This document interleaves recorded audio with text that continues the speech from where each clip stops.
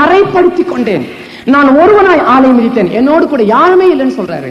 Gethsemane தோட்டத்துல எல்லா சீஷன்மாரும் கூடி இருந்த வேளையில, கிறிஸ்துவ பிடிக்கிற அந்த சமயத்துல எல்லா சீஷன்மாரும் விட்டுட்டு ஓடி போயிட்டாங்க.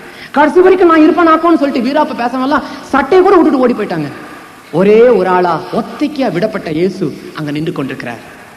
என்ன நடந்தது தெரியுமா? ஒத்தைக்கு ஒரு ஆளா இயேசு அங்க நிற்கிறார். இங்க வசனம் சொல்லுது, என்னுடைய வஸ்திரங்களை கரைப்படுத்தி கொண்டேன். கரை இல்லாதவர், கரை இல்லாத வஸ்திரம், ஆனா கரைப்படுத்தி கொண்டேன், நானே தான் அதுக்கு காரணம்னு சொல்றாரு.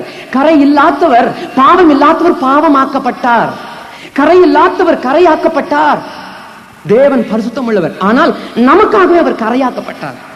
இது என்ன அர்த்தம் எனக்கு தெரியலையே, நமக்கு புரியல என்று சொல்லி அந்த வசனத்தின் அடிப்படைகளை நம்ம இன்னும் ஆழமாக யோசித்து பார்க்கும்போது அநேக ரகசியங்கள் நமக்கு தெரியுது. கூட்டம் கூட்டமாய் போக வேண்டிய அந்த செம்மறியாடு ஒற்றைக்கு இங்கு வர வேண்டிய காரணம் என்ன? ஒற்றைக்கு வர வேண்டிய காரணம் என்ன? சகரியாவுடைய புஸ்தகம் 13ஆம் அதிகாரம் 7வது வசனம் இப்படி சொல்லுது, என் தோழனாய் வாளே, என்னுடைய தோழனாகிய புருஷனை வெட்டு. வாளே, என் தோழனாகிய புருஷனை வெட்டு. மேய்ப்பனாகிய தோழனாகிய புருஷனை வெட்டு. மேய்ப்பன் என்று சொல்லப்பட்டிருக்குது. மேய்ப்பனை வெட்டுன்னு சொல்லனாக்கா என்ன அர்த்தங்க? அது யார்? அது மேய்ப்பன். அடிக்கடி மேய்ப்பன் மேய்ப்பன், நாளே நல்ல மேய்ப்பன் சொல்றது யார்? அது இயேசு கிறிஸ்து. அந்த மேய்ப்பன் மேய்ப்பன் சொல்றாரு இல்லையா, நான் தான் மேய்ப்பன், நல்ல மேய்ப்பன், உங்களை காப்பாத்துற மேய்ப்பன், ஜீவ தண்ணீரடியில் உன்னை கொண்டு போவேன்னு சொல்றாரு. அந்த மேய்ப்பனை வெட்டப்பா. அவன் யார்? அவன் என் தோழன் என்று சொல்லப்பட்டிருக்குது. தோழன், தோழன்னாக்க என்ன அர்த்தம்? தோளுக்கு சமனானவன், தோளுக்கு சமனானவன். மலையாள புஸ்தகத்துல கூட்டாளி, எந்த கூட்டாளியை வெட்டு என்று சொல்லப்பட்டிருக்குது. கூட்டாளி.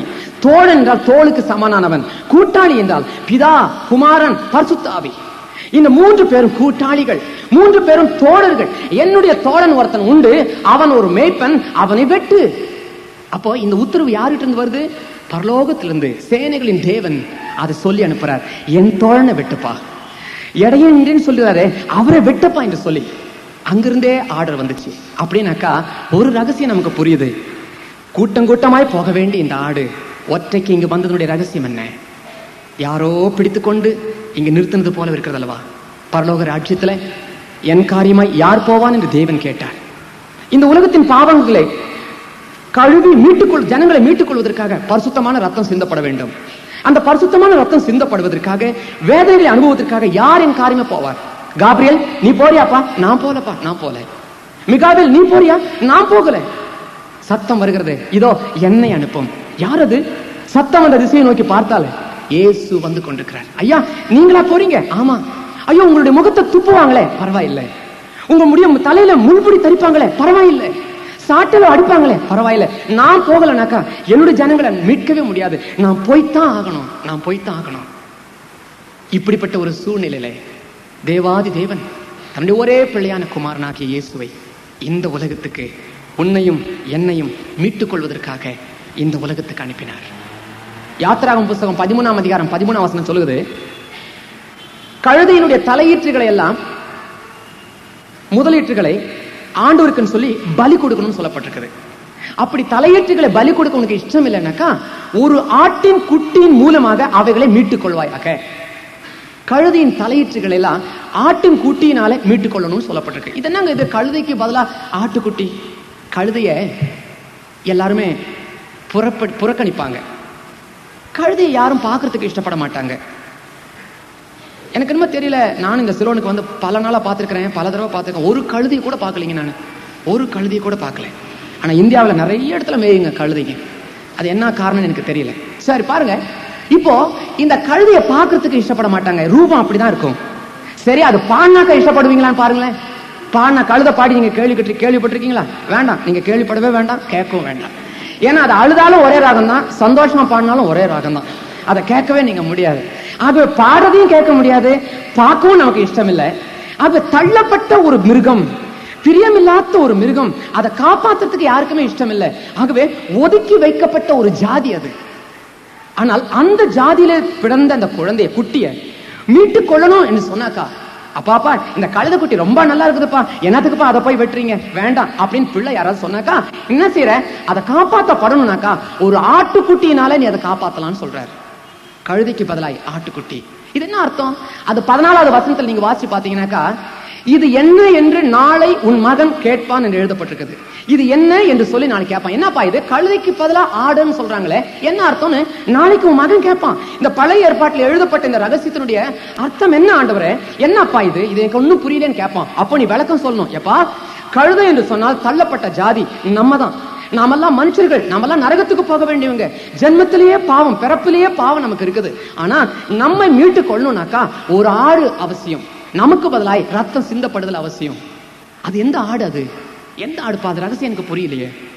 யோவான் சொன்னான், இதோ உலகத்தின் பாவத்தை சுமந்து இருக்கிறேன் தேவ ஆட்டுக்குட்டி இவர் தாங்க. இந்த ஆட்டுக்குட்டி தான் உனக்கு பதிலாக வெட்டப்பட வேண்டியது. இந்த ஆட்டுக்குட்டி தான். அருமையான தேவனுடைய மக்களே, இந்த ஆட்டுக்குட்டிக்கு பதிலாய், இந்த கழுதைகளுக்கு பதிலாய் இந்த ஆடு அங்கு வருகிறது. இப்போ மேல பலிபீடத்துல படுத்திருக்கிற அந்த ஈசாக்கு கட்டவிழ்க்கப்படுகிறான்.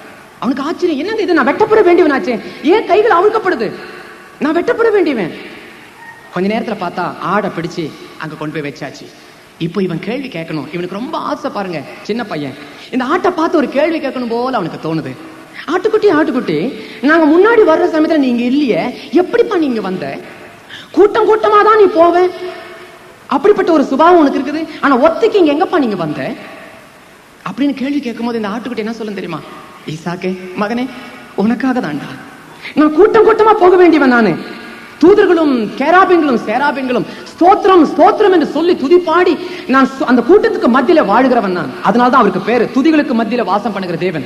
கூட்டத்தின் மத்தியில வாசம் பண்ணுகிறவர் உனக்காக ஒத்தைக்கு தனி மனிதனாய் இந்த உலகத்திலே வந்தார். உன்னை காப்பாற்ற வேண்டும் என்பதற்காக, நீ மறிக்க கூடாது என்பதற்காக, நீ வேதனைகளை அனுபவிக்க கூடாது என்பதற்காக இந்த உலகத்திலே அவர் மனுஷனாக இந்த உலகத்தில் அவதாரம் செய்தார்.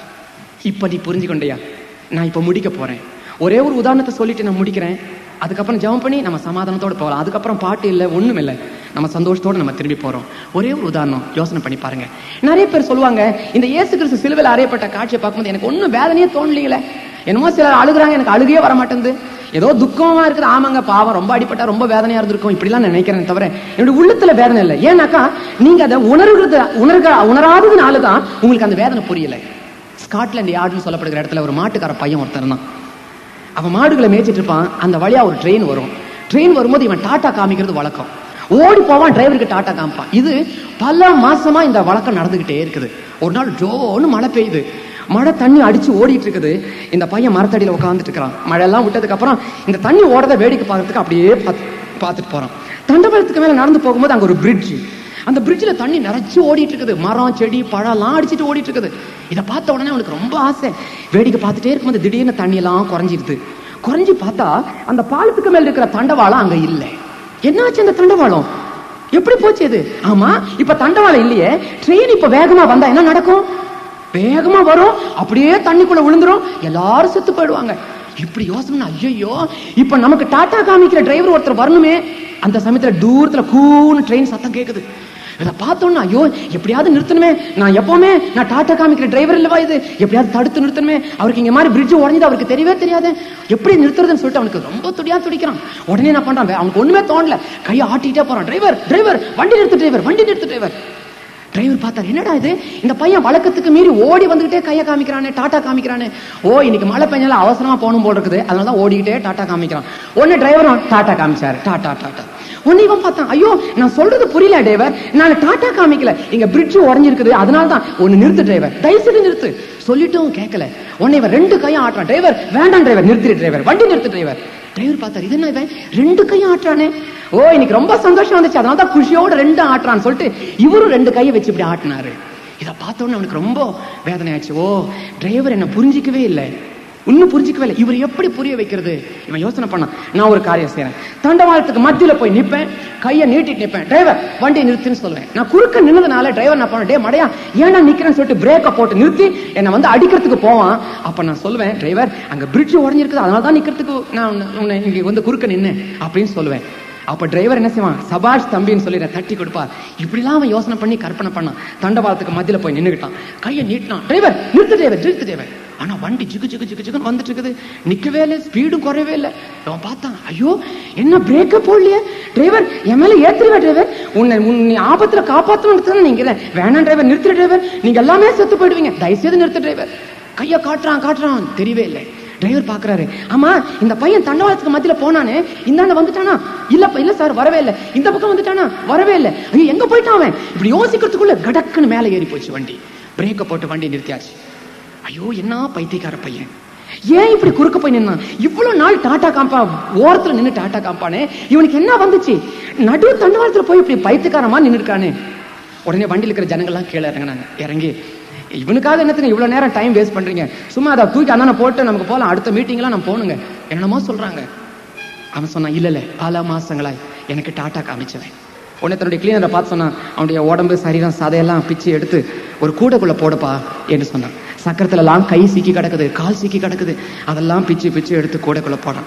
டிரைவருடைய நான் கொஞ்சம் தூரம் நடந்து போயிட்டு வரேன்னு சொல்லிட்டு தண்டவாளத்து மேலேயே நடந்து போனா அங்க பார்த்தா பிரிட்ஜ் உடஞ்சிருக்கிறதா பார்த்தான்.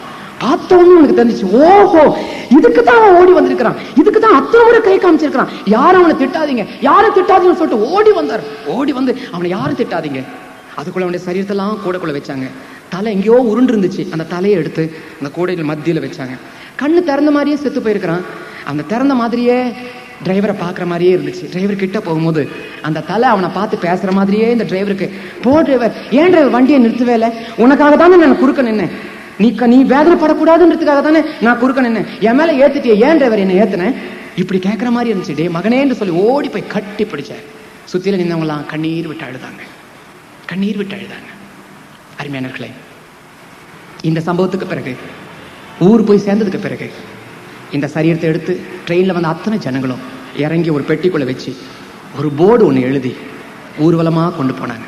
அந்த போர்டில் எழுதியிருந்தது, எங்களுக்காக மரித்தவன். இந்த சம்பவத்தை கேட்கிற உங்களுடைய கண்கள், பலருடைய கண்கள் கலங்குகிறத நான் பார்க்கிறேன். நடந்த ஒரு சம்பவம். ஆனா உங்களுக்கு தெரியுமா, 2000 வருஷத்துக்கு முன்னாடியும் இதே மாதிரிதான். இந்த சம்பவத்தை நீங்க நேர்ல பார்க்கல, அந்த பையனை நீங்க நேர்ல பார்க்கல, அந்த டிரைவரை நீங்க பேர்ல பார்க்கல, ஆனா உங்களுடைய உள்ளத்துல இருக்கிற வேதனையை நான் புரிந்து கொள்ள முடியுது. 2000 வருஷத்துக்கு முன்னாடி நீயும் நானும் வேதனை படக்கூடாதுன்றதுக்காக அவர் கல்வாரி மேட்டில் அனுபவிச்ச வேதனை கொஞ்சம் யோசனை பண்ணி பார்க்க முடியுமா? தெய்வமே, நான் செஞ்ச தப்புக்கு நீர் ஏன் அடிபட்டீரு, நான் மறிக்க வேண்டியவனாச்சே, நான் செத்து போக வேண்டியவன் என்று சொல்லி ஆண்டுடைய பாதத்துல நம்ம கண்ணீர் விட்டு, ஆண்டவரே எனக்காகவே நீர் வந்தீரே, உண்மை நன்றியோடு துதிக்கிறேன், என்னை கழுவி எடுப்பா, உங்களுடைய ரத்தத்தை நான் புரிந்து கொள்கிறேன் என்று சொல்ல முடியுமா? இந்த அடிப்படையில் நம்ம கிறிஸ்துவை ஏற்றுக்கொள்றோம் பாருங்க, அதுதான் ஜெனியூன் கிறிஸ்தவன் சொல்ல முடியும். பணத்துக்காகவோ பொருளுக்காகவோ கல்யாணத்துக்காகவோ கிறிஸ்தவங்களா மாறினா பரலோகம் போக முடியாது. இந்த அடிப்படையில் என் ஒவ்வொருத்தனுக்காகவும் கிறிஸ்து மரித்தார். கண்களை மூடி ஜெபிக்கலாம். சற்று நேரம் அமைதியாய் கண்களை மூடுவோம். யாரையும் பார்க்க வேண்டாம். உங்கள் எல்லாருக்குமே ஒவ்வொரு விதத்திலும் பிரச்சனை இருக்குது இல்லையா? ஒவ்வொரு குடும்பத்திலும் வேதனை இருக்குது இல்லையா? இன்னைக்கு ராத்திரி அந்த வேதனைக்காகவே தான் ஏசாமி வந்தார்னு வேத புத்தகம் சொல்லுதே. பிசாசனுடைய கிரியைகளை அழிப்பதற்காகவே கிறிஸ்து வந்தார். 2 நிமிஷம் தயவுசெய்து யாரும் எந்திரிச்சு போகாதீங்க. 2 நிமிஷம், இதுதான் உங்களுக்கு ஆசீர்வாதத்தின் நேரம். நம்ம ஜெபம் பண்ண போறோம், உங்களுடைய பிரச்சனைக்காகவும் ஜெபம் பண்ண போறேன். எந்திரிச்சு போக வேண்டாம். நீ என்னென்ன பாரத்தோட அங்க வந்திருக்கிறியோ அந்த பாரெல்லாம் இப்ப கர்த்தர் தீர்த்து வைக்க போறார். வேதனையோட வந்திருப்பேன், வியாதியோட வந்திருப்பேன், சொல்ல முடியாத வேதனை உன்னால மத்தவங்கிட்ட பகிர்ந்து கொள்ளவே முடியல, அப்படி உன்னை அழுத்திட்டு இருக்குது இல்லையா? ஆனா நல்ல நண்பன் இயேசு கிறிஸ்து உன் பக்கத்துல வந்து நிக்கிறார். உனக்கு தெரியுமா? உனக்காகத்தான். ஏமா உன் வேதனை தீர்க்கணுன்றதுக்காக நான் வந்திருக்கிறேன். நீ ஏமா மனுஷனை தேடி போற, மற்றவர்களை தேடி ஏன் போற? உன்னுடைய பிரச்சனைக்கு நான் போதுமே. ஒவ்வொரு நாள் காலையிலயும் ராத்திரியும் உன் பக்கத்தே நான் வரேன், நீ என்னை அலட்சியப்படுத்திட்டு போறியே. காலையில் எந்திரிச்சோன்னா என்னோட கூட ஒரு வார்த்தை கூட நீ பேசுறதே கிடையாது. எத்தனை நாள் ஜெபம் பண்ணாம நீ போயிருந்திருக்கிற. நான் உன்னை இவ்வளவு தூரம் நான் காப்பாத்திருக்கிறேனே, என்னை ஏன் நீ வேதனைப்படுத்துற என்று சொல்லி இயேசு கிறிஸ்து சொல்றாரு. நீ பதில் சொல்ல போற? உள்ளத்தின் ஆழத்திலிருந்து நம்ம கேட்கலாம்.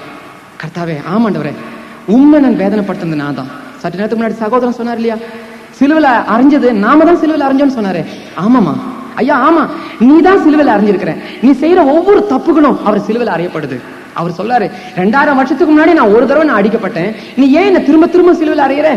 நீ செய்யற ஒவ்வொரு பாவத்துக்கும் நான் சிலுவையில அறையப்படுறேன், நான் ஒரு தடவை அடிப்பட்டது போதாதா என்று சொல்லி கண்ணீரோடு அவர் கேட்கிறார். நீ என்ன பதில் சொல்ல போற? ஆண்டவரே, என்னை மன்னியும் சுவாமி, உண்மை நான் பல முறை வேதனைப்படுத்திருக்கிறேன். என்னுடைய ஜெப குறைவுகள் வேதனைப்படுத்திருக்குது. என்னுடைய குடும்பத்துல நான் நடந்துகிட்ட முறை